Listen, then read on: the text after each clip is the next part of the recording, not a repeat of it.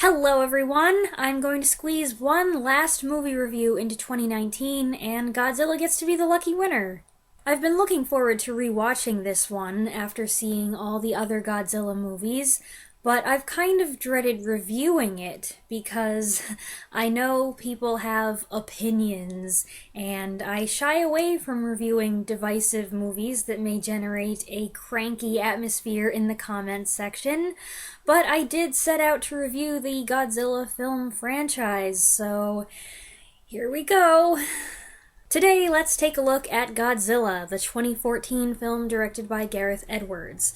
To differentiate it from other films with the same title, it's sometimes called the Legendary Godzilla, referring to the film studio Legendary Pictures, or the MonsterVerse Godzilla. For a plot summary this time, I'm going to keep things short and simple. I figure most of you watching this review have already seen this movie, but more to the point, if I went down that road, the detailed plot summary road, things would get way too convoluted and boring and we'd all be lost. So to make a long story short, when an unknown giant radiation-consuming monster that can generate an electromagnetic pulse, dubbed a MUTO, or Massive Unidentified Terrestrial Object, emerges from the wreckage of an abandoned nuclear power plant in Japan and goes on a destructive mission to propagate its species, Godzilla emerges from the depths of the ocean to restore balance and order to the world. As I mentioned, this was a rewatch for me. I've actually seen it twice before this, including in the theater when it was released in 2014. As a few of you know, that's kind of a big deal for me because I don't like going to the movies, but I have now suffered through the experience for both MonsterVerse Godzilla films. Back then, I had no thoughts of posting movie reviews on YouTube. Definitely did not think that I would ever be doing a Godzilla movie review series. I just went to see the movie because I enjoy a good giant monster flick, and I had seen a couple reviews of it on YouTube that were positive. That was before the internet collectively decided that the movie was bad, and therefore everyone should hate it, which turned out to be a little awkward for the people who had given it a positive review. They hadn't gotten the memo. I'm not here to heap praise on the movie, but I'm not here to rip it apart either. I'm going to do what I always do. I'm going to talk about the good, I'm going to talk about the bad, what I liked, what I didn't. On the one hand, I agree with a lot of the criticism that has been leveled at this movie. There are definitely things I don't like about it. But I think some of the negative response went overboard. And that shouldn't come as a huge surprise, because that's the world we live in today. There are a couple criticisms that I think are unfair. One thing, let's just get this out of the way at the beginning. One thing that I think is an unfair criticism that I've heard a lot is that Bryan Cranston wasn't in it enough. I get that Breaking Bad fans were disappointed to find he wasn't in the movie as much as they expected, but they kind of assumed he'd be the main character when nothing promised that. Some people just ran away with the idea, so when he turned out to be a supporting character who dies less than halfway through, they got mad, and I don't think they've ever forgiven the movie for that. I know for some people, he was the big draw. I went to see it with my brother, and that was one of the main things he was looking forward to. I understand the disappointment. But there are plenty of other things you can criticize the movie for. Bryan Cranston not being in it as much as you hoped, well, that affects your enjoyment, but I'm not sure that it's the most relevant piece of criticism you can offer. What you could say is that it was stupid of them to kill off their most interesting and most developed character halfway through. That, I think, is a valid point. I know people also complained and made fun of this Godzilla, saying that he's too fat and that he's weak. The fat thing, okay, he's got some weight, but he's also enormous. And this is not the first time we've seen Godzilla with a little extra girth. As for saying that he's weak and that he tires too easily, having just watched the movie, I can't get on board with that. Godzilla has always had weaknesses. He takes a beating in just about every movie and often loses at least one round to his opponent. Plus, you have to take into consideration that a lot more fighting goes on here than we're allowed to see. We might glimpse just a couple seconds of a fight before the movie cuts away, meaning we might not realize how long a battle's been going on. And that is one of the film's big problems, those infamous cutaways. It actually goes under the umbrella of one general problem this movie has, in that it seems to not want to show you anything. For starters, it's so dark. Some scenes are so poorly lit, it's impossible to tell what's going on and what you're seeing or not seeing. It's got this muddy color palette, which makes the figures in several scenes indistinguishable. The darkness bothered me the first time I saw it in the theater, and it hasn't gotten better with time. I thought maybe it would be better watching it at home. It wasn't. It might have been better watching it in the theater, at least the screen was big enough. Seriously, this is ridiculous, and so many other movies have gone in this direction too. When's it gonna stop? Godzilla, who is absent from his own movie for the first 55 minutes, is given a minimum of screen time, about 10 minutes total. The movie's titled Godzilla, but he's really not the focus until the second half, and for much of that time, we're only getting a mere glimpse of part of him. The Mutos, and I always want to say it Mutos, but that's not how they said it in the movie, they get more screen time, but good luck trying to figure them out. What am I looking at? Most of the monster action, as usual, takes place at night, which gives the special effects department a break. If a scene takes place at night, or in the rain, or both, the CGI doesn't have to be flawless, because people won't be able to see anything, therefore they won't be able to tell if the monsters have that mushy, bad CGI look. The audience is also given, I don't know what to call it, a restricted viewpoint for a lot of the monster appearances. Shots from a limited perspective, such as a POV shot through a character's fogged-up gas mask, a reflection of Godzilla in school bus windows, stuff like that. I guess that makes it a little more artistic, which is fine, but I didn't come here for an artistic monster movie, I came for Godzilla! But the cutaways are the worst. Godzilla fans don't tune into a Godzilla movie to watch the highlight reel from a kaiju fight play out in the background on a TV screen. It's most noticeable after the first fight. Godzilla makes landfall in Honolulu, his arrival coinciding with the Mutos, they wind up to fight, and then we cut to the next day! Fight's over! Here's devastated Honolulu.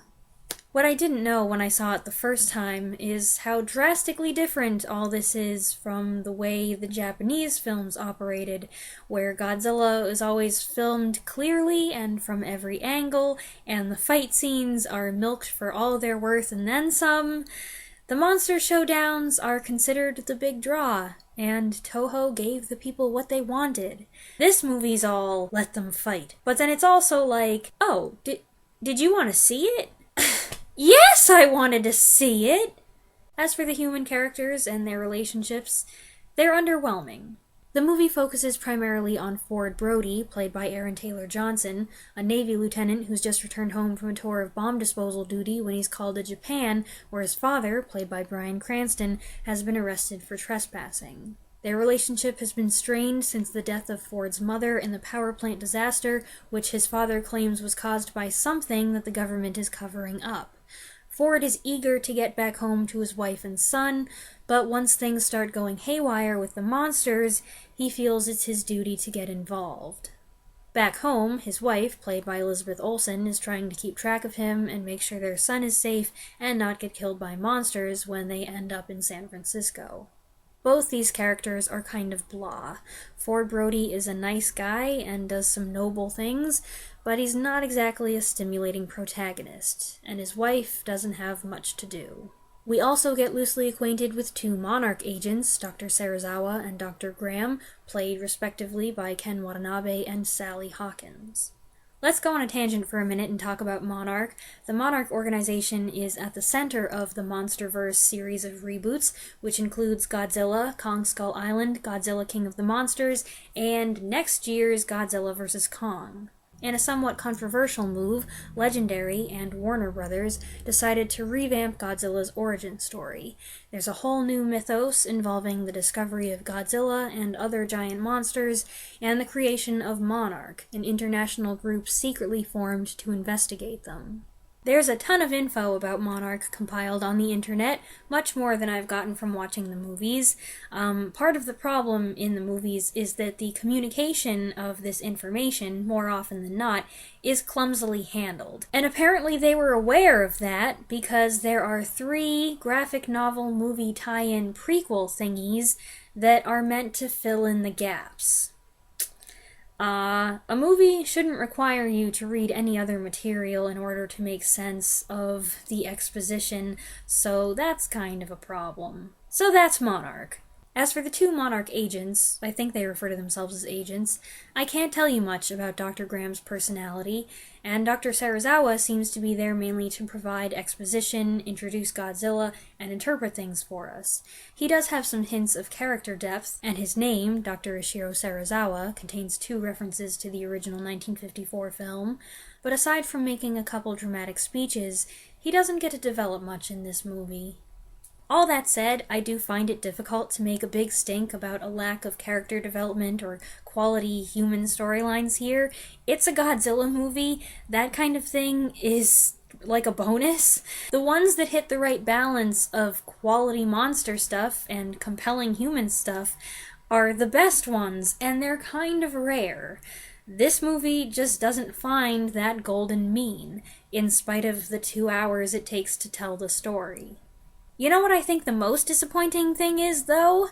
That Akira Takarada's cameo ended up being cut. Part of the build-up to this movie's release was the big announcement that he was going to be in it. Akira Takarada's a legend in the Godzilla franchise, and it would be amazing to have one of the stars of the original Gogeta included. What a great way to bring everything together! And then it was announced that his appearance had been cut, for time constraints.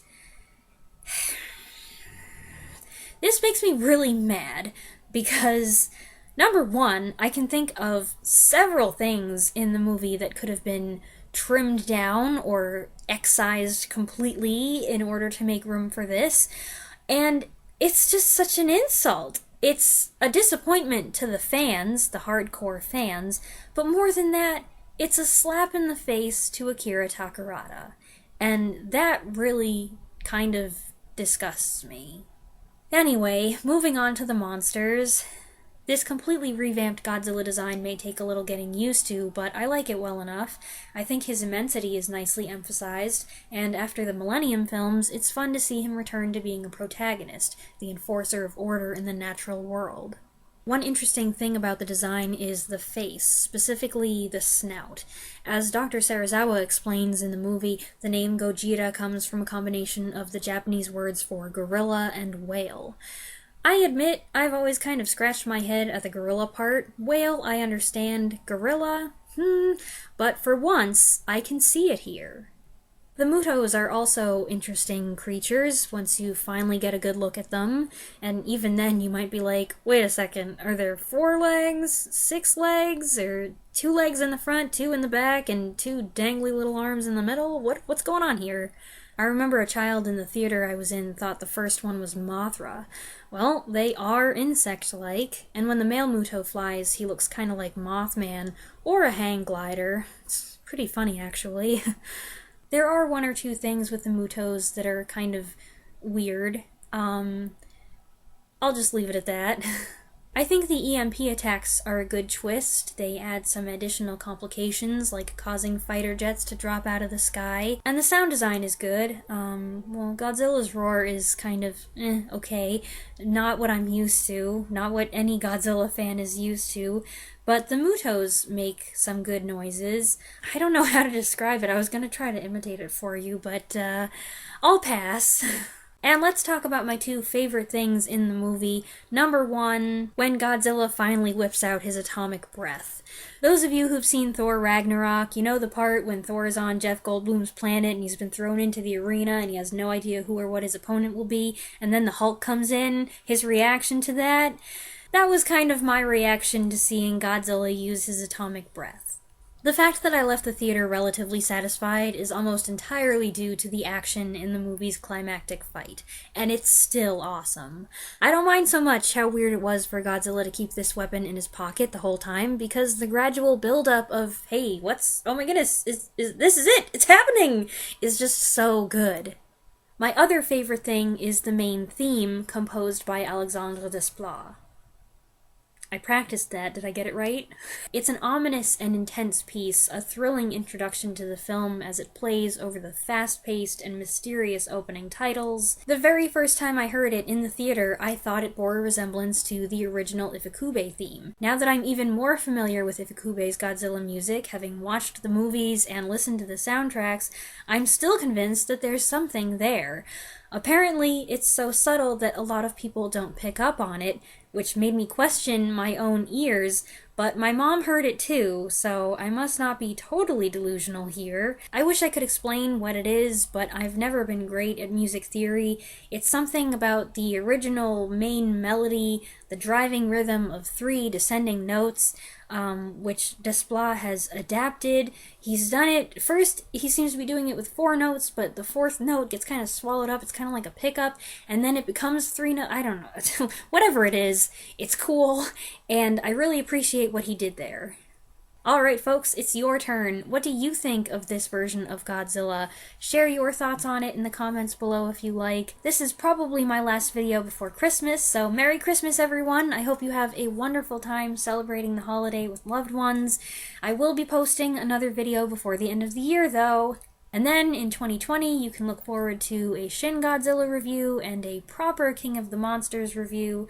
I am certainly looking forward to it, so hold on to your hats. Until next time, Merry Christmas, and thanks for watching!